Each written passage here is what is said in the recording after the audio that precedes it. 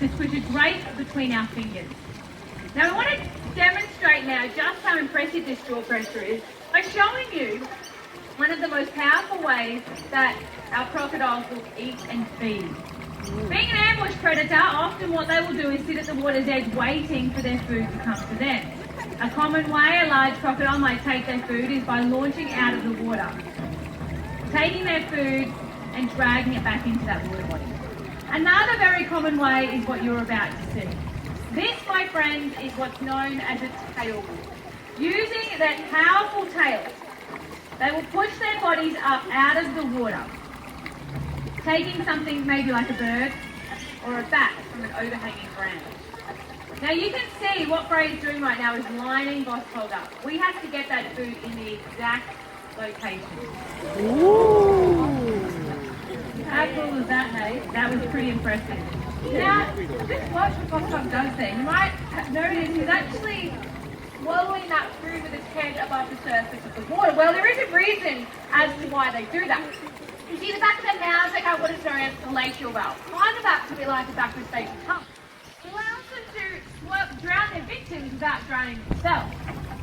It's pretty impressive. It is very impressive. What's also really impressive is that Freya, you're still on that platform, which is good news. Thank goodness. But let me ask you, if we were up in crocodile country and we were, say, in like a little tinny, do you think we would be safe? That's what you guys say, no. So, the best thing for you to do is take your common sense with you when you do head into the natural territory of these animals. First of all, you might want to take a bigger boat. Yeah, and don't try and wash any fishing buckets over the side of that boat either. If you've got a dog with you, never throw a stick or a ball into a body of water for your dog. No, and don't do what I've done today. Please do not attempt to feed a wild crocodile, guys. It's not going to end well. No.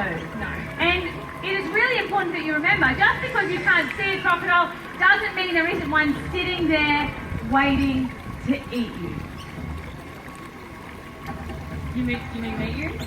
Or meet you. Yeah. You see, these animals that you're witnessing today, they have got one incredible superpower, and that is the power of invisibility. You're really quite lucky because the water in which Bossog and Lily live is quite clear. Out in the wild, it wouldn't be so. It would be extremely murky. So they need a way that allows them to hunt stealthily beneath the surface of the water. And you might have spotted those today, those lumps and bumps down their backs there. They are what are known as scoops. It allows the water to move in and around, meaning that a crocodile the size of Bossog can swim beneath the surface of the water 700 kilos, might I add, below the crocodile, without creating a single ripple on the surface. Combine those scoops with what are known as dermal pressure receptors. Now these are located on every single scale of the body. There are these tiny little black dots. They allow crocodiles to sense vibrations on land and in water from over 20 meters away. Our crocodiles actually know where each and every single one of you are standing just by the shuffle of your feet because of these dermal pressure receptors. And like Tina mentioned, they're ambush predators. They don't like to chase down their prey, but wait for the perfect moment to strike. And when that opportunity arises, that is when they will launch out of the water. They will grab their victims, and they will drag them back down to the depths to drown. But you know, we don't say this to scare you. We tell you this to educate you, because we want to continue to live alongside these animals for many more years to come. And we also want to let you know that the best way to stay safe around these guys is actually quite easy because it's all in the game of prevention. And prevention's pretty easy if you live here on the Gold Coast, because I tell you what, we do not have crocodiles in our Gold Coast all the way. There you go, Lily. Crocodile country occurs 10 hours north of here in a town called Rockhampton. If you start at Rockhampton through a straight line all the way across Australia, you're going to reach Broome. Now that top third of the country we like to refer to as either crocodile country or the top end.